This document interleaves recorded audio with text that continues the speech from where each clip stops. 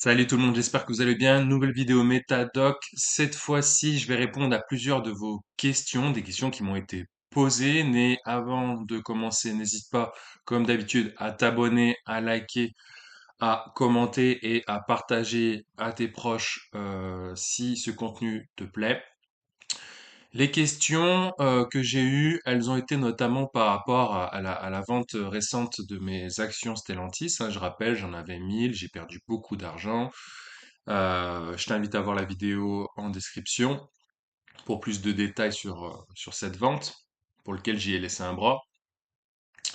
Les questions qui m'ont été posées, c'est, bah, comme tu as vendu notamment tes actions Stellantis, que vas-tu faire de tout cet oseille? Tu vas le placer où? Tu vas faire quoi? Eh bien, je vais vous répondre de la manière la plus précise, la plus hiérarchisée, la plus claire possible. Je vais vous présenter ça de manière intelligente et intelligible et compréhensible pour que tout simplement vous puissiez appliquer cela à votre propre situation. Avant d'investir dans quoi que ce soit, il faut savoir pourquoi on le fait. Il faut fixer ses propres objectifs. Pourquoi investissons-nous? Eh bien, premièrement, par exemple, pour se diversifier ou pour faire fructifier son épargne ou pour lutter contre l'inflation, hein, ne pas perdre d'argent en laissant cet argent qui n'apporte rien sur les comptes courants, il perd de sa valeur, ou tout simplement pour s'enrichir, hein. Ça, il y en a beaucoup qui osent pas le dire, mais oui, il y en a beaucoup qui veulent s'enrichir. Ou alors, cinquième proposition, pour laisser quelque chose à ses enfants, dans le cas d'une succession, pour justement qu'ils débutent dans la vie avec moins de difficultés, si je puis dire. Donc, après avoir répondu à la question pourquoi investissons-nous, il faut se dire comment. Comment? En créant sa propre société, sa propre entreprise, en investissant dans l'immobilier, en remplissant ses comptes bancaires, les livrets réglementés, livret A, LDDS, PEL, ou en investissant par exemple en bourse. Après, il faut se dire combien, combien quoi, combien veut-on gagner, combien veut-on obtenir par mois. Donc ça peut aller par exemple de 100 000 euros à la fin de cet objectif, à 1 million d'euros par exemple, ou plus. Ou ça peut être une rente de 100 euros par mois, voire de 1 000 euros par mois. Ou alors il y en a certains, ils parlent de pourcentage. Est-ce que des gens veulent obtenir un rendement de 2% par an, ou de 5% par an, 10% par an? 15% par an, même plus de 20% par an, tout cela est possible. Cela va dépendre bien sûr de votre capacité d'épargne, de votre fiscalité, de votre temps disponible et de votre âge. Ensuite, il y a le deuxième point que j'appellerais être curieux, se renseigner, se former. Comment peut-on faire cela? Ben, tout simplement en lisant, hein. Il y a plein de livres, que ce soit sur l'immobilier, la bourse, etc. Pour la bourse, je vous conseille La bourse pour les nuls, hein. Il est trouvable gratuitement en PDF, la version de 2012. Je peux vous la mettre aussi dans la description, le lien de téléchargement. Il y a également les sites internet, hein, comme l'AMF. Donc le site de l'AMF, c'est l'autorité des marchés financiers. Il y a également différentes sources, hein, comme des forums, il y a aussi des pages Facebook, etc. Et il y a bien sûr ma chaîne, Metadoc, que vous êtes en train de regarder. Donc n'hésite pas à t'abonner si ce n'est pas déjà fait. Et puis le pouce vers le haut. Merci beaucoup.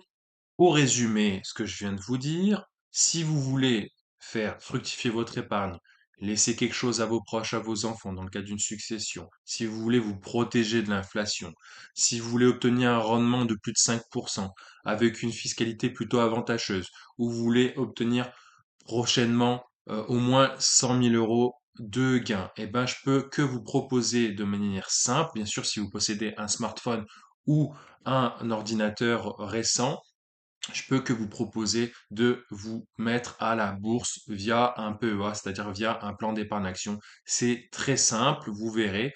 Et j'ai fait plein de vidéos là-dessus qui expliquent ce que c'est qu'un PEA et pourquoi je me suis mis en PEA, hein. Et les choses que je vous conseille sur lesquelles investir, ce sont tout simplement des ETF type indiciel qui vont répliquer par exemple l'indice mondial, ce qu'on appelle le MSCI World, ou par exemple le Standard Poor's 500, donc le fameux S&P 500, parce qu'ils sont vachement rentables, ils sont plutôt sûrs, c'est ce qu'on appelle la gestion passive, c'est simple, vous avez juste à acheter, vous laissez couler, et ça va faire fructifier votre épargne. Je ne rentre pas dans les détails sur ce type de produit parce que j'ai fait plein de vidéos là-dessus, hein. Il y a des sites comme Just ETF qui listent tous ces ETF. Si vous voulez en savoir plus sur les ETF, vous allez en description, il y a des vidéos que je vous propose sur les différents ETF que j'ai dans mon portefeuille et pourquoi je les ai choisis. Pour illustrer mes propos actuels, hein, c'est assez simple. Un ETF World, il va vous donner une performance de 8 à 10% par an. Vous avez qu'à regarder par vous-même les stats, je vous assure, il vous rapporte 8 à 10% par an sans rien faire. Voilà, juste les acheter et les garder sur votre portefeuille PEA. Pourquoi j'ai parlé de l'ETF SP500? Parce que l'ETF SP500, c'est un ETF axé sur l'indice américain phare qui est le S&P 500 qui regroupe 500 valeurs boursières, les plus grosses capitalisations boursières américaines, hein, celles que l'on connaît tous. Pourquoi je l'ai suggéré? Parce que lui, il ferait mieux que le ETF World en termes de rendement, en termes de pourcentage, hein. Il est même monté jusqu'à plus 20% par an, même plus 30% par an certaines années.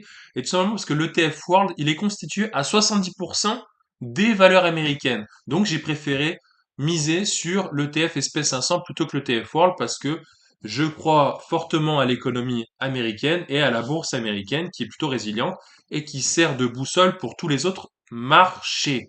Certains d'entre vous plutôt chauvins, hein, plutôt patriotes, hein, je dis pas que je suis pas patriote, mais en bourse, les Américains font mieux que le reste, c'est comme ça. Vous allez me dire, et si je veux investir sur le CAC 40 ou le SPF 120, est-ce qu'il faudrait pas mieux que j'achète des actions ou tout simplement un ETF axé sur le CAC 40? Eh bien, c'est une très bonne question. Je me suis renseigné, j'ai même fait une vidéo là-dessus où je compare différents ETF.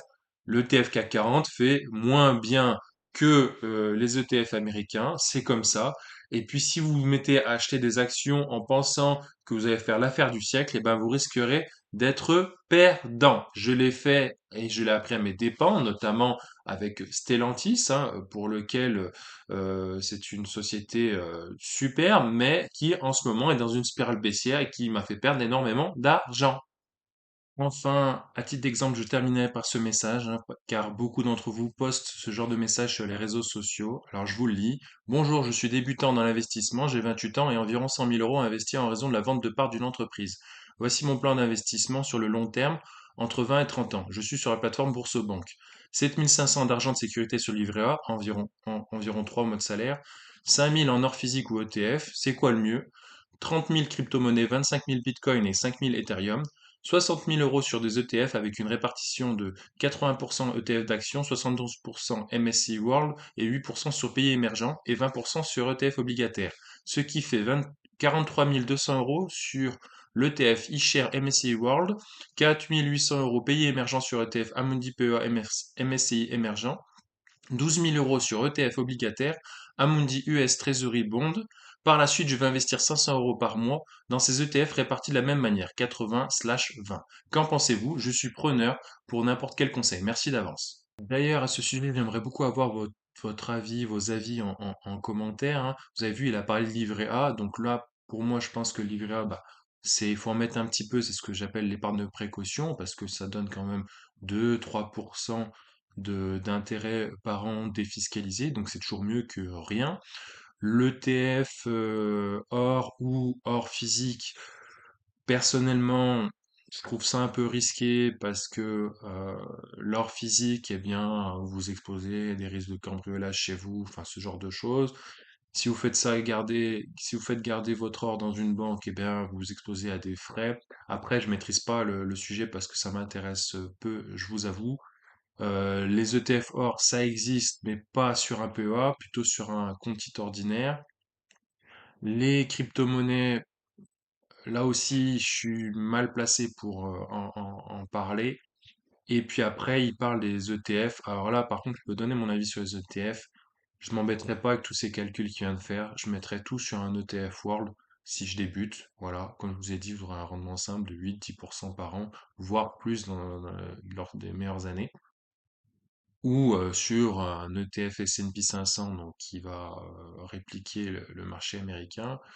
Et il a parlé des ETF émergents. Alors j'ai comparé des pays émergents, pardon, et l'ETF Inde. À choisir, vaut mieux investir sur l'Inde seulement plutôt que les pays émergents. Je l'ai montré dans une précédente vidéo. L'Inde fait mieux que Brésil, Inde, Chine réunis et mieux que l'ETF pays émergents. Après, il parle de 500 euros par mois d'investissement, donc c'est ce qu'on appelle le dollar cost averaging, pardon. Donc le DCA, c'est investir régulièrement tous les mois. Beaucoup d'entre nous le font. Il y en a qui sont pour, il y en a qui sont contre. Moi perso, c'est pas la stratégie que j'adopte. Dites-moi en commentaire ce que vous faites. Et puis voilà pour cet exemple. C'est la fin de cette vidéo. N'hésite pas à t'abonner, liker, à partager. Puis je te dis à plus pour de nouvelles aventures.